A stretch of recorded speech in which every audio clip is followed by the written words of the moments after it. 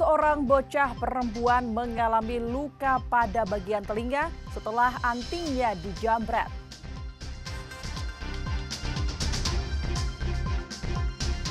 Sebelas kabupaten kota di Jawa Barat masih melalui proses sengketa pilkada di Mahkamah Konstitusi.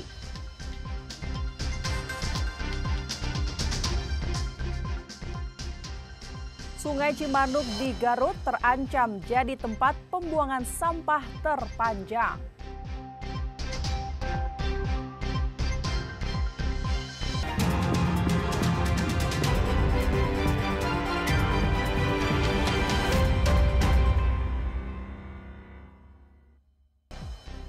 Selamat pagi saudara, selain ketiga informasi utama tadi, kami masih memiliki informasi menarik lainnya.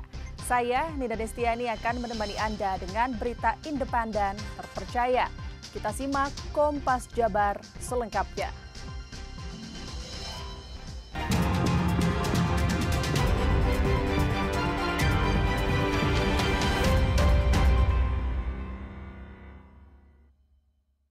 Seorang bocah perempuan menjadi korban penjambretan di kawasan Jalan Malabar Utara, Kecamatan Andir, Kota Bandung.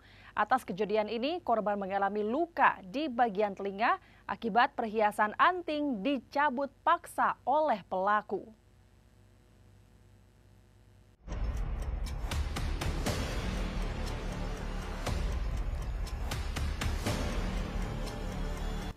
Inilah rekaman kamera pengawas di kawasan Jalan Malabar Utara, Kecamatan Andir, Kota Bandung.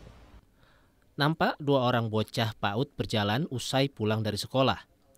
Tak berselang lama, datang seorang pelaku berpura-pura menyapa korban. Setelah melihat situasi sepi, pelaku melancarkan aksinya dengan mencabut paksa perhiasan anting dari telinga korban. Korban yang panik langsung meminta tolong dan berlari kembali ke arah sekolah. Pelaku berhasil melarikan diri dengan membawa satu anting. Akibat kejadian tersebut, korban mengalami luka di bagian telinga akibat perhiasan antingnya dicabut paksa oleh pelaku. Orang tersebut, jadi anaknya diambil anting satu. Terus kata anaknya pengakuannya gini, "Dek, sekolah di mana?" Sambil tangannya menjambret antingnya. Begitu mau ngambil satu, kayaknya anak berontak. Yang satu lari ke arah sana, yang satu arah ke arah sekolah. Kebetulan kan ibu guru masih pada ada di sekolah. Sama kami anak tersebut dikasih minum dulu, ditenangkan dulu. Udah gitu ditanya, "Kenapa? Ini ibu, aku ada yang ngambil anting aku." Gitu ya Pak ya. Nah udah gitu diantarin sama kami dari pihak sekolah ke rumahnya, ke mamanya, dijelaskan anak tersebut kena musibah di jalan. Ininya antingnya hilang satu dan anak sampai saat ini ya masih trauma gitu aja Pak. Setahunnya Bapak di sana. Pihak sekolah meminta kepolisian untuk menangkap pelaku agar memberikan rasa aman, terutama bagi anak-anak. Sunandar, Kompas TV, Bandung, Jawa Barat.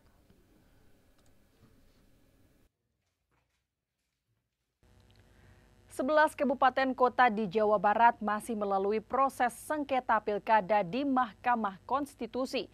KPUD Jabar memastikan sesuai peraturan Mahkamah Konstitusi, proses sengketa akan selesai pada 11 Maret mendatang.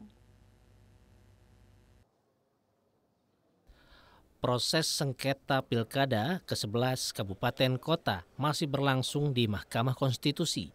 Di antaranya Kabupaten Bandung, Kabupaten Bandung Barat, Kabupaten Cirebon, Kabupaten Tasik, Kabupaten Cianjur, Kabupaten Pangandaran, Kota Depok, Kota Bekasi, Kabupaten Bogor, dan Kabupaten Sukabumi.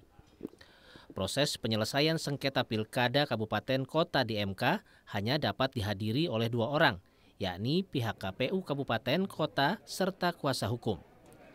Meski begitu, KPU Jabar tetap melakukan pendampingan. KPU Jabar juga memastikan proses penyelesaian sengketa pilkada pada tingkat kabupaten kota di Jawa Barat selesai pada 11 Maret mendatang. Ya, tunggu sengketa selesai. Jadi sesuai dengan PMK 14 2024 itu untuk sengketa nanti selesai di tanggal 11 Maret.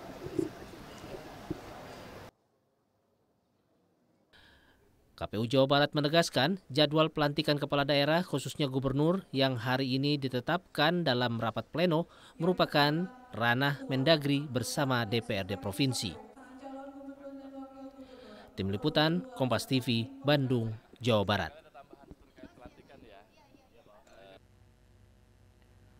Wakil Menteri Koperasi Ferry Juliantono tegaskan Kemenkop mendukung sepenuhnya program Makan Bergizi Gratis atau MBG dan akan melibatkan koperasi serta BUMDes untuk meningkatkan kegiatan usahanya.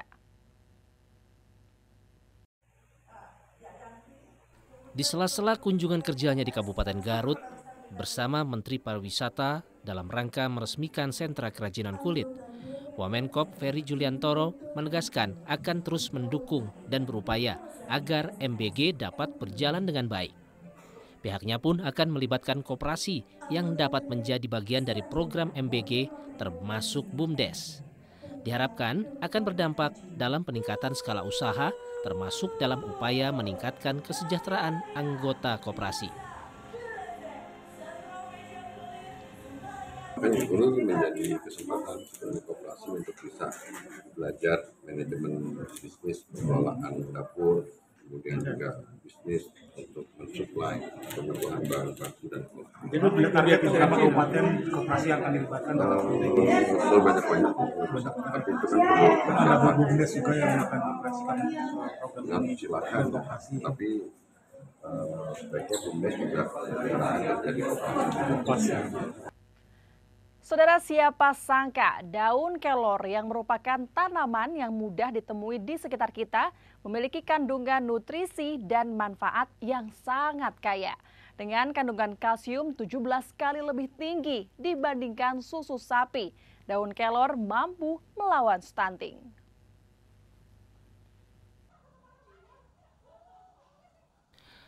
Akses makanan berkualitas dan bergizi masih sulit didapatkan masyarakat menengah ke bawah Indonesia.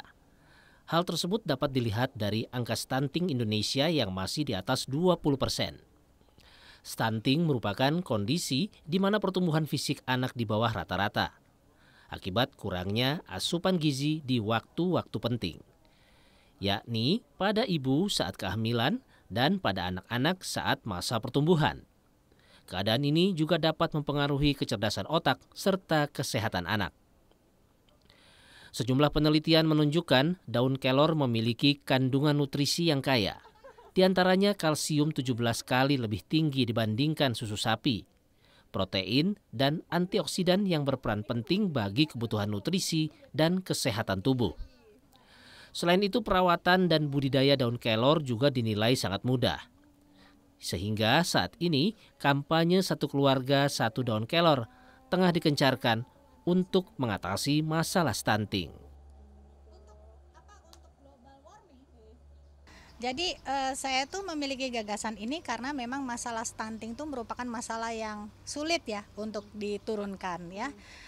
Target stunting ini di 2024 aja 14%, tapi kita masih sekitar 20%-an. Nah, salah satunya yang bisa membantu pemerintah mengatasi ini adalah dengan gerakan satu keluarga satu pohon kelor. Karena kandungan nutrisi yang luar biasa pada pohon kelor ini, sehingga kalau dia ditanam, setiap satu keluarga memiliki satu pohon kelor, dia bisa membantu mencukupi kebutuhan nutrisi yang mungkin di keluarga itu kurang. Beragam cara dapat dilakukan dalam mengkonsumsi daun kelor. Di antaranya dibuat sebagai teh, sayur bening, atau campuran pada jus buah. Tim Liputan, Kompas TV, Bandung, Jawa Barat.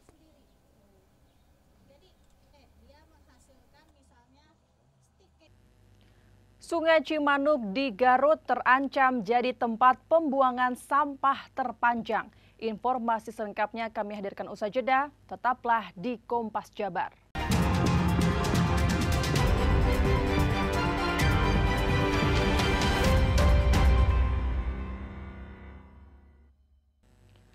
Kembali di Kompas Jabar, Saudara, prihatin dengan kondisi sungai Cimanuk di Garut, Jawa Barat yang penuh dengan sampah dan disinyalir menjadi tempat pembuangan sampah.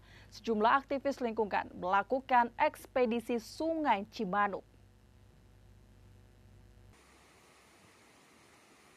Sungai Cimanuk yang melintasi kota Garut, Jawa Barat saat ini terancam menjadi tempat pembuangan sampah terpanjang. Terbukti badan sungai sekitar sepanjang 3 km yang berada di jembatan Maktal hingga bendungan Copong ditemukan jejak buang sampah sembarangan. Kondisi ini membuat sungai Cimanuk penuh dengan sampah dan apabila dibiarkan bisa berdampak buruk terhadap ekosistem sungai serta lingkungan sekitar.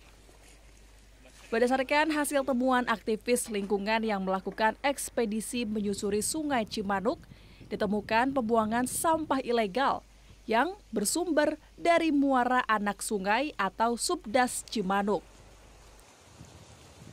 Kita menyusuri sungai Cimanuk, start dari Cikamiri, setelah jembatan rumah sakit, kemudian finish di setelah jembatan Copong. Dan di dalam penyusuran ini kami banyak melihat titik-titik sampah yang ada di bantaran sungai.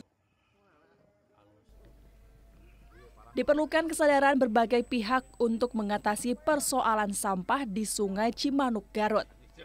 Perilaku membuang sampah pada tempatnya mesti menjadi pedoman setiap masyarakat dalam menjaga lingkungan sekitar agar tetap bersih dan nyaman sehingga tidak menimbulkan ancaman. Tim Liputan, Kompas TV, Garut, Jawa Barat.